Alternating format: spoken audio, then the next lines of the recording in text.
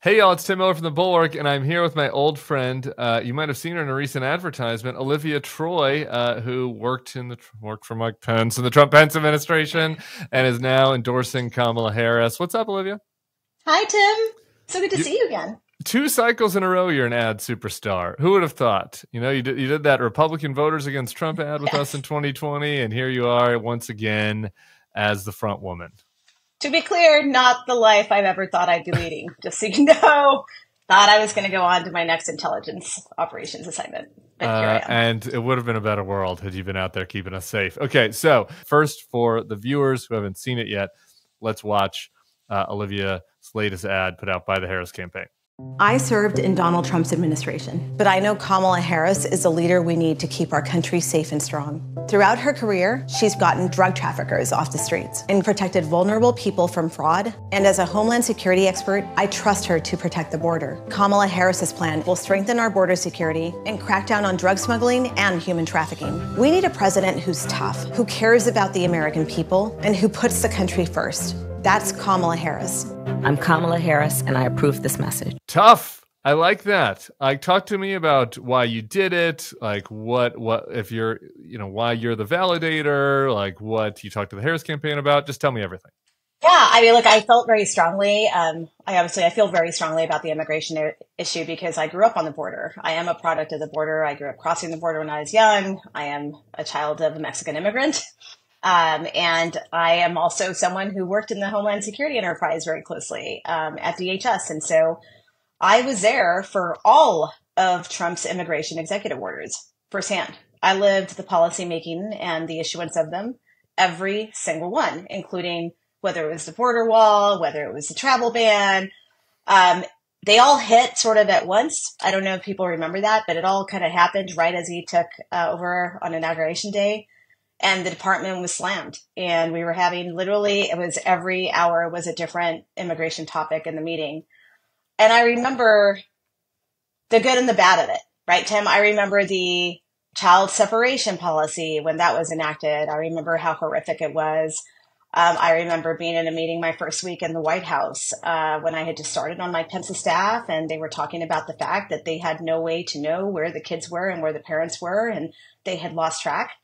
By the way, those families, they're still being reunited today. That's how damaging that was. That was probably one of the darkest days I had in the White House in the Trump administration. And that was in my first, I think, month that happened. I remember leaving that meeting very upset and confused by what I had just heard. And I remember the conversations about the law and when someone said, this is a serious problem, raises all sorts of legal concerns, never mind trauma for the families and the kids and the long-term damage that we're causing here to people and the image to our country globally. And the response to that by many people in the room was, so let them sue us. And so anyway, so as I continue to watch what's happening in the immigration space here with the Haitian immigrants being targeted, it just sort of pivots from population to population and the fear mongering that goes on. Like the immigration system, it needs to be fixed. Yes, we have a serious problem here. It's going to take a lot of work. But when I look at what's at stake in a Trump administration and the raids that they're promising to do and the things that they're promising to carry out in comparison to actually having a leader like Kamala Harris, who's actually prosecuted cartels, drug cartels, traffickers. I mean, she understands transnational organized crime personally because she's actually been in the trenches prosecuting these bad guys, as opposed to Donald Trump, who's, his brain is Stephen Miller when it comes to immigration, right? That is what we're dealing with here, is the Stephen Miller, the Bannons of the world. And so I just felt strongly that as someone who understands the space very well, I care about it. I care about securing our borders, obviously. I care about protecting us from the bad guys, that I should do this ad. And, I'm hoping that we can actually get a leader that actually wants to do something constructive in this space. When I look back on George Bush and he says like one of his biggest failures was not fixing the immigration system. And I think how far we've fallen in the GOP, right? From that type of Republican to where we are today. I love that. I was on with Jim Messina yesterday, the 2012 Obama campaign manager, who said he wanted to hug the ad. I played it for him. And so I think it clearly has some efficacy. I think it's important to, have somebody that is a former Republican, or maybe, or I don't know, are you still a Republican? That can validate, right? That like we can be humane and also care about security and safety in the country. And so I assume that you kind of talked about the Harris team about that balance before kind of cutting the ad. I did. To me, it was very important to really have an honest conversation with them and say, hey, look, this takes work, and that there's some issues here that I know that my friends on the left are uncomfortable with, whether it's, asylum cooperation agreements that have been kind of the source of controversy in the past, like what they're doing on asylum claims at the border. And these are the tough issues that she's going to have to navigate. But I will say this, that I have been very impressed with the Harris campaign and their willingness to listen about how to make a constructive difference, especially on this issue. And I've had conversations with the team about how much this matters. And also the importance of, like you said, we can secure our borders, but we don't have to be the extremism of what the Trump agenda, Project 2025, and Steve Miller, like all these things that they bring with them, right? Because I in the 4 years that I was in the Trump White House, what I saw was the focus was racially charged extremism, right? And not an actual constructive, let's actually give the Border Patrol the assets and the funding that they're going to need to secure the border when it comes to cartels. Like, instead of just saying Mexico's going to pay for the wall, let's actually figure out what does it look like to actually fund programs to get more bodies on the border, maybe more people that are going to process it. Let's figure out how we process asylum applications. Let's not break the system, which is what they did.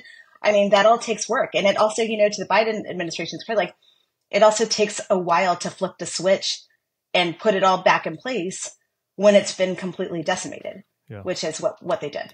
Yeah, no, the racially charged, to say it nice, racist motivations of the Trump administrations are just like, it's just plain, it just is like, and you see it in the Haitian targeting.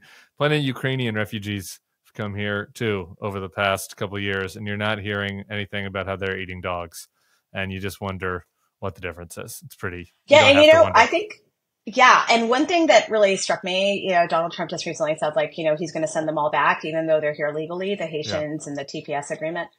I think that is really important for people to truly understand that when they say things like that, they mean it. Because I was in those discussions when they were having conversations about legal resident aliens and how do you revoke the actual status on that. So I say that because to them, legal status on immigration doesn't matter. I can't stress that enough. And I think to someone that actually respects the rule of law, the immigration process, and the system, then you're actually not even differentiating between illegal migrants, right? Yeah. And trying to figure out how you do the asylum claims and helping the people that are actually like in need. You're not differentiating between the ones that came here legally or now have legal resident status. Like, that is a big problem, because what do these raids look like then?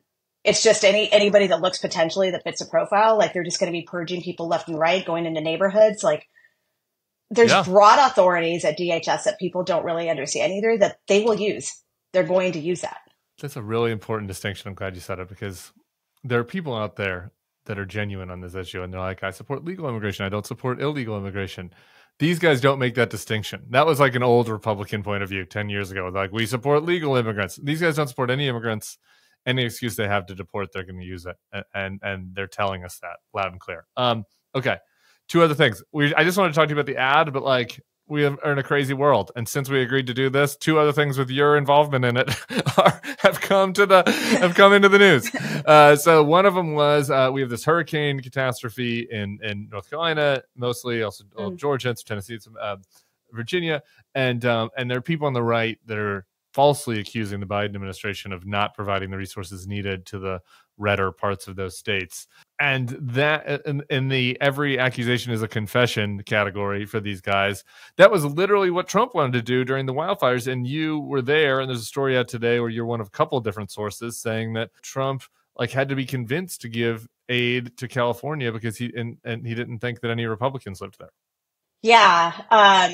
I can't tell you what it's like to be watching Americans in need and knowing that you're covering. I mean, I covered all the disaster relief portfolios. I covered mass shootings, tornadoes, floods, hurricanes, everything bad. Mike Pence used to call me the bad news bearer because when I walked in, it was like something bad happened, right? Yeah. And so, and it was very frustrating and angering this week to watch Donald Trump basically project, because that's what he was doing. Because the one person that was playing politics when it came to providing disaster relief to Americans in need was Donald Trump. And I think from the perspective of me and others, who were mentioned in the article, Mark Harvey, who also served in national security, disaster relief should never be politicized. It is a very regulated process. There's a process for the disaster declarations that happens.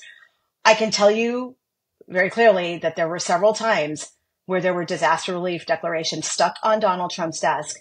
And at times, Mark Harvey was getting the phone calls, or I was getting the phone calls when they couldn't get it released and saying, can you weigh in? Can you walk down there on behalf of the vice president's office? Can Mike Pence weigh in? I got a phone call from Air Force Two once when Mike Pence was going to land in California. And he said, where is the aid? Why hasn't that been released? And I said, well, sir, sitting in the Oval Office, still hasn't been released. And he was like, well, can you do something about that? And I was like, well, I'm going to call over there and say the vice president would like to know what is happening with this relief. And so in the case of the California wildfires, this was fairly shocking because the way that was able to be pushed out, we were able to get it out to California residents. And I say that with such disbelief because it enrages me that this was ever part of the thought process, was that he was told that a certain county, the majority of the voters there voted for him.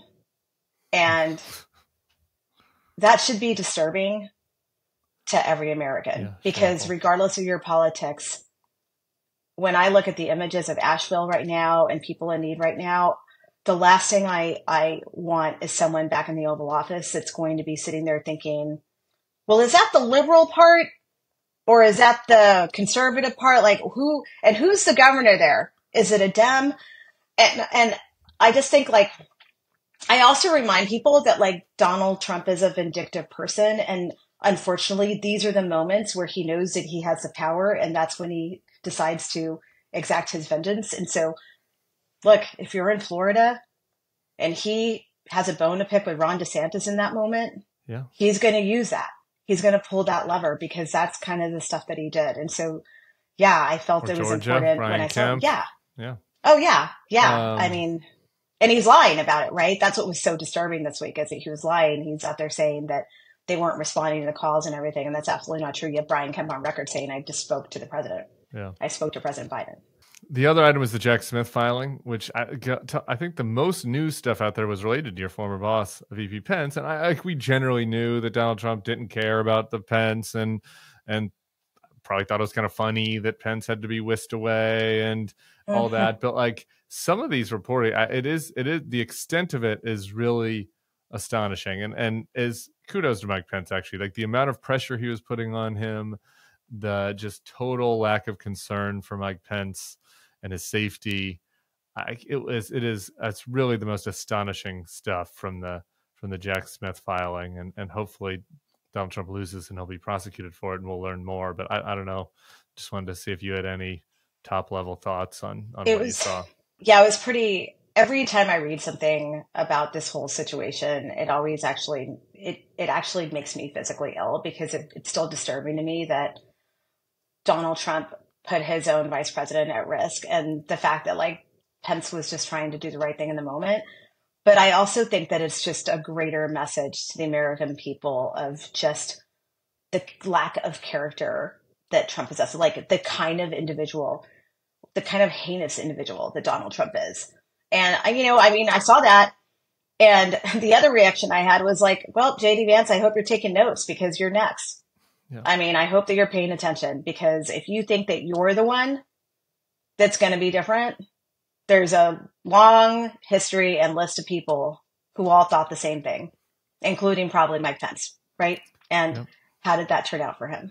There's JD Vance backtracking today, just a little bit ago before we started taping, saying that Trump did win in 2020. Who won the 2020 election? Could you just answer, did Donald Trump win, yes or no? Yes. He did win? Yep. Because he's got to. That's what you have to do. That's the entry. So it's pretty sad. I should say, just for viewers who don't know, you were not, you'd already left the White House and were opposing the Trump reelect by January 6th. But still, you had friends in that building, friends working for Mike Pence, and just a total disregard for his own vice president. Unbelievable. Yeah, I was texting his staff that day and the night before, worried about them, worried for their lives, and frankly, worried for the vice president. He didn't have a Homeland Security advisor. I was like, did somebody brief him? Is somebody telling? Is somebody talking to Secret Service and telling him, like, all hands on deck, because he's really going into, like, the inferno? Like, it was, yeah, it still bothers me, obviously, because I just don't understand having someone as a leader of the country who's willing to do that. This is what you see in other, authoritarian type of situations. But here we are. Obviously concur.